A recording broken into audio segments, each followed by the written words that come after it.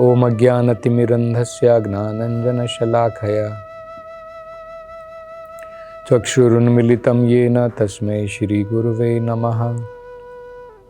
नमो ओम विष्णुपदाय कृष्णप्रेष्ठाय भूतले श्रीमते भक्तिवेदान्तस्वामिनिति नामिने। नमस्ते सरस्वती देवे गौरवाणी प्रचारिणे निर्विशेष शून्यवादी पाश्चात्य देश तारिणे। जय श्री कृष्ण चैतन्य प्रभु नित्यानंद श्री अद्वैत गदाधर श्रीवासदि गौर भक्त वृंद। हरे कृष्णा कृष्ण कृष्ण हरे हरे, हरे राम राम राम हरे हरे। हरे कृष्ण। तो प्रहलाद महाराज एक आसक्त व्यक्ति जो अनेकों प्रकार की भौतिक इच्छाओं से घिरा हुआ है, धन दौलत एकत्र करना चाहता है, अपनी इंद्रिय तृप्ति करना चाहता है, वो किस प्रकार से बंधित रहता है संसार में और उसके लिए मुक्ति प्राप्त कर पाना बहुत कठिन है, अत्यंत मुश्किल है, उसके बारे में बता रहे हैं। तो आगे वो बताते हैं कि जो अजितेंद्रिय व्यक्ति है, जिसने कभी अपनी इंद्रियों को काबू में नहीं रखा है, जो आध्यात्मिकता की तरफ प्रगति नहीं कर रहा है, उस प्रकार का व्यक्ति जो अपने परिवार के स्नेह के रस्सियों से बंधा हुआ है, जिसके हृदय में हमेशा अपने परिवार की एक झलक रहती है, जिनसे वो स्नेह करता है, भला वो किस प्रकार से अपने परिवार का मोह त्याग कर सकता है? क्या वो अपने परिवार का ये जो मोह है उसको त्याग कर सकता है क्या? प्रहलाद महाराज ये पूछ रहे हैं। बहुत कठिन है, बहुत मुश्किल है। वो उदाहरण देते हैं, वो कहते हैं प्रियायः अनुकंपिताय। ये व्यक्ति जो है, जो भौतिक बंधनों में फंसा हुआ है, उसके लिए अपना परिवार ही सब कुछ है, अपने परिवार का ही चित्रण करता रहता है हृदय के अंदर में। तो प्रहलाद महाराज प्रारंभ करते हैं कि देखो, उसकी जो पत्नी है, ये जो व्यक्ति है उसकी पत्नी है, वो उसको अत्यंत प्रिय है। प्रियायः, क्यों अत्यंत प्रिय है? वो कहते हैं अनुकंपिताय, क्योंकि अपनी पत्नी से उसे बहुत स्नेह प्रेम की प्राप्ति हो रही है। अनुकंपिताय, और वो हमेशा अपने पति को खुश रखना चाहती है। अनुकंपिताय संगम रहस्यम, और जब जरूरत पड़ती है अपना संग प्रदान करके हमेशा अपने पति से अट्रैक्ट रहती है, आसक्त रहती है। तो प्रहलाद महाराज पूछ रहे हैं, भला कौन इस प्रकार की प्रिय पत्नी के मोह का त्याग कर पाएगा? क्या यह आसान बात है? जिस घर में पत्नी अपने पति को संतुष्ट रखती है, सबसे पहले संतुष्टि प्रारंभ होती है जीभ के द्वारा, दूसरी संतुष्टि होती है उदर के द्वारा, पेट के द्वारा, तीसरी संतुष्टि होती है उपस्थ के द्वारा, जिह्वा, उदर, उपस्थ। ये 3 प्रकार के वेग हैं। और भार्या जो पत्नी जो होती है, वो इन तीनों वेगों को शांत कर सकती है। हमारी जीभ, हम जब घर जाते हैं तो बढ़िया भोजन जब हम करते हैं तो हमारी जीभ संतुष्ट हो जाती है। अनेकों प्रकार के बढ़िया पकवान बना करके पत्नी जो है अपने पति को संतुष्ट रखती है।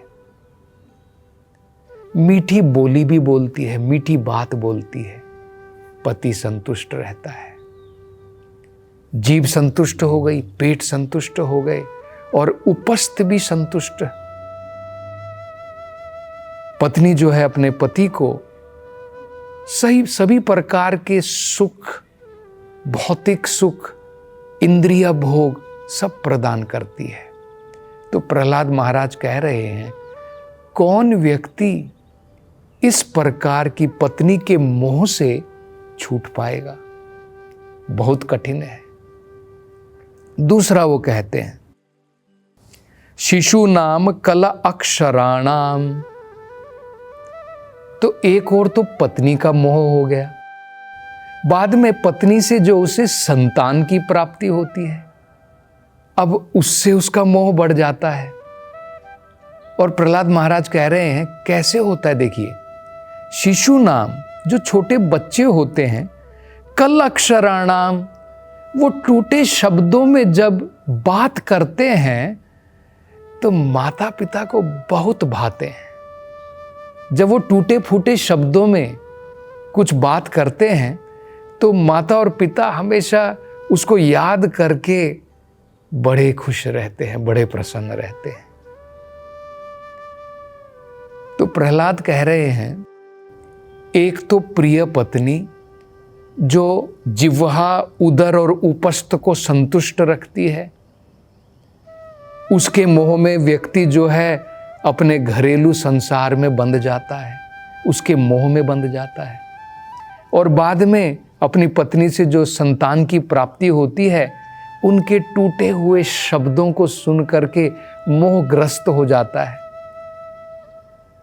तो भला इस प्रकार के परिवार का त्याग कौन कर सकता है? इस प्रकार के मोह से कौन छुटकारा प्राप्त कर सकता है? तीसरा वो कहते हैं, जब ये बच्चे थोड़े बड़े हो जाते हैं तब हमेशा माता पिता जो है अब उनको किस प्रकार से इस संसार में सही प्रकार से स्थापित कर दिया जाए, उनकी भी शादी हो जाए। मेरा बेटा है, मेरी बेटी, उसके लिए मुझे अब दहेज देना होगा, कुछ तो मैं डाउरी देना चाहता हूँ अपनी पुत्री के लिए। तो पैसा, धन दौलत जमा करना है, बैंक में डालता है, इधर उधर इन्वेस्टमेंट करता है व्यक्ति। मेरे बेटे को अच्छी नौकरी में लगाना है, कोर्स करवाना है, मुझे बैंक से लोन लेना पड़ेगा उसकी पढ़ाई के लिए। तो अनेकों प्रकार से उनका जीवन सही प्रकार से व्यवस्थित करने के लिए पिता अपनी संतानों के बारे में सोच में डूबा रहता है। यहाँ तक कि बेटी की जब शादी भी हो जाती है, बेटी पराए घर चली गई है, लेकिन पिता फिर भी अपनी बेटी के बारे में सोच रहा है, मेरी बेटी ठीक तो है ना वहाँ पर, मेरी बेटी कब वापस घर आएगी कुछ दिनों के लिए। तो इस प्रकार से ऐसा नहीं है कि जब वो छोटे बच्चे थे मात्र उनके मोह में ग्रस्त था, अब जब ये बड़े हो गए हैं, अब भी जो है व्यक्ति विचार मग्न होकर के इस मोह में ग्रस्त है। और वो कहते हैं इसके साथ साथ में जो हमारे बुजुर्ग माता पिता हैं, उनके देख रेख के लिए, अरे पिताजी आप सही है ना, थोड़ी व्यायाम कर लीजिए, ये कर लीजिए, वो कर लीजिए, तो उनके मोह में भी ग्रस्त है। फिर वो कहते हैं इसके साथ साथ घर में और बहुत सारी चीजें होती हैं। घर में हमारे फर्नीचर हैं, घर में हमारे कई बार पालतू जानवर होते हैं, कुत्ता है, बिल्ली है, घर में हमारे सर्वेंट होते हैं। तो प्रैक्टिकली व्यक्ति जो है पत्नी से लेकर के छोटे बच्चों से लेकर के उनके बड़े होने तक अपने माता पिता, बुजुर्ग माता पिता, अपने घर के अनेकों प्रकार के जो वस्तुएं हैं, मेरा फर्नीचर है, मेरा सोफा सेट है, मेरी टीवी है, ये सब चीज़ें हैं, मेरे सेवक हैं, सर्वेंट हैं, मेरे पालतू जानवर हैं। तो प्रहलाद महाराज कहते हैं, कौन इस प्रकार के आकर्षणों से मुक्त हो सकता है?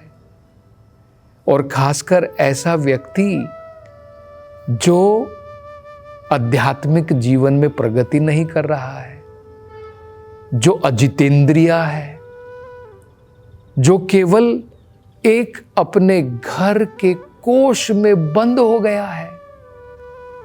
प्रहलाद महाराज कहते हैं, बड़ा शब्द जो उन्होंने प्रयोग किया है, कोशकृत। कोशकृत का मतलब होता है, एक उदाहरण दिया जाता है, सिल्क वॉर्म, रेशम का कीड़ा। देखिए ये उदाहरण क्यों दे रहे हैं? रेशम का कीड़ा जो होता है वो अपने ही जो उसके मुख से लार निकलती है, सलाइवा निकलता है, उसी लार के द्वारा अपना कोश बनाता है, अपना घर बनाता है। कोश, कुकून भी उसे कहते हैं। अपने ही जो उसकी लार है, जो सलाइवा है, उसी से बनाता है। लेकिन बाद में क्या होता है, उसी के अंदर वो फंस जाता है और बाहर नहीं निकल पाता है। ठीक इसी प्रकार से इस प्रकार का व्यक्ति जो अजितेंद्रिय है, जो मानव जीवन का अर्थ नहीं समझता है, जो केवल जानवरों की भांति केवल इंद्रिय तृप्ति में लगना चाहता है, वो भी अपना इस प्रकार का जेल बना लेता है, कोष बना लिया है अपने घर परिवार को, और उन्हीं के मोह में, उन्हीं की चार दीवारियों में ये व्यक्ति कैद हो जाता है। और इसका निकलना बहुत मुश्किल है। इसलिए तो शुरुआत में ही प्रहलाद महाराज ने अपने पिताजी से भी कहा था, हित्वात्मा पातम गृहम अंधकूपम। जब उनके पिताजी ने पूछा था, बेटा क्या सबसे बढ़िया शिक्षा तुमने सीखी है, तो उन्होंने कहा था, यही सीखा है। क्या सीखा है? भौतिक संसार में लोग जो है चिंता मग्न है, सदा समुद्विग्न धियाम असत ग्रहात, क्योंकि असत को सत मान करके बैठा है, हमेशा चिंता से ग्रस्त है। तो क्या करना चाहिए? वो कहते हैं हित्वात्मपातम, ऐसे आत्मपातम एटमॉस्फियर को, इस प्रकार के जीवन को हित्वा छोड़ करके, वनम गतो यद, उसके लिए बेटर है सब कुछ छोड़ करके वन को चला जाए, हरिमाश्रयता, और भगवान हरि का आश्रय प्राप्त करे। लेकिन जो व्यक्ति, जैसे उन्होंने बताया था, कौमारम आचरेत प्रज्ञो, जो व्यक्ति बचपन से जिसको ये आध्यात्मिकता का अभ्यास दिया गया है, वो व्यक्ति इस माया के जाल में इस प्रकार से नहीं फंसता है, वो नहीं फंसता है। तो वो हमने उसका चित्रण किया था कि सबसे पहले 25 साल वो ब्रह्मचार्य का पालन करता है। ब्रह्मचार्य का पालन करने से वैराग्य विद्या उसने सीख ली है कि भाई मुझे कर्तव्य करना है, मुझे कुत्ते बिल्लियों की तरह संसार में बंधना नहीं है, आसक्त नहीं होना है। बाद में जब वो गृहस्थ जीवन में प्रवेश करता है, तो गृहस्थ जीवन में, घरेलू जीवन में पशु की भांति बंध नहीं जाता है। वो अपने परिवार के सहित उनके संग मिल करके आध्यात्मिक प्रगति करता है, वो स्ट्रेंथ बन जाती है। देखिए दोनों में कितना अंतर है। एक व्यक्ति जिसने आध्यात्मिकता का कोई अभ्यास नहीं किया बचपन में, जब वो घरेलू जीवन में प्रवेश करता है, वो एक जानवर की भांति उस जीवन में बंधित हो जाता है। उसके लिए परिवार को छोड़े तो और कुछ नहीं है जीवन में। उसको ये पता नहीं है कि मनुष्य जीवन का लक्ष्य क्या है। मतलब पहले वो कुएं में गिर रहा था और घरेलू जीवन में प्रवेश करके और ज्यादा गिर गया। लेकिन ये जो व्यक्ति है जिसने शुरू से कौमार अवस्था से अभ्यास किया है, वो पहले अकेला था और जब परिवार के साथ में होता है तो उसकी ताकत बढ़ जाती है, घटती नहीं है। पहले एक था, अब पत्नी के साथ में पति और पत्नी और अपने संतान को भी कृष्ण भावनामृत की तरफ लेकर के जाते हैं। तो इस व्यक्ति के लिए घर बार जो है वो अपने कर्तव्य करता है। उसमें मोह में, स्नेह में, अनेकों प्रकार की आसक्तियों में वो बंधित नहीं होता है। और एक ही तरीका है अगर हम इससे बाहर आना चाहते हैं। जो प्रमाणिक गुरु हैं, उनके शब्द से ही ये मोह उतर सकता है। ये जो रस्सियां हैं, ये आध्यात्मिक शब्दों के द्वारा मात्र हम इसको काट सकते हैं। वही एकमात्र तरीका है। तो और आगे अब प्रहलाद महाराज क्या बताते, इसकी चर्चा हम अगली कथा में करेंगे। हरे कृष्ण।